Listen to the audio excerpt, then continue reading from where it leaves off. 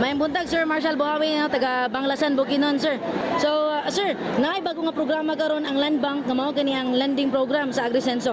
Sir, unsa man ang imuhang ikaingon mahitungod ani nga programa sir?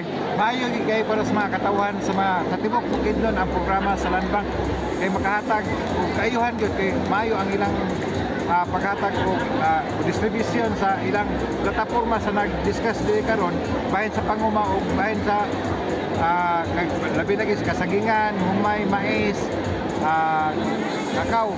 Mayo kay ang ilang programa. Sir, gibutiyag sir nga 4% lang ang interest sa imuhang posible nga ilon. Sir, para kanimo, unsa man nakadakong tabang sir? Dako gigay tabang sa buha kaning gi-offer karon sa Land Bank. Kay kung mangutang ni sa mga financing, dako kay ang porsyento, 10% samantala diri sa Land Bank mo kuha 2%. Unsa man imuhang ginauma sir? Ako sa pagkakaroon akong umamay sa gumay.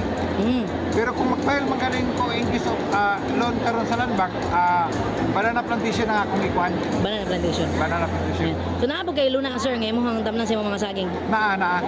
Possible kay naaman ko yung mga 15 hectares. Ayun. So sir, unsa man pud imong mensahe no sa Land Bank labi na pud sa atong presidente nga nipatuman ani nga mao nga mga programa sir? So kani maayo gid kayo ni para sa mga katawhan nagihatag niya diri sa mag-uuma na dako kay tabang sa mga katawhan diri sa Bukidnon.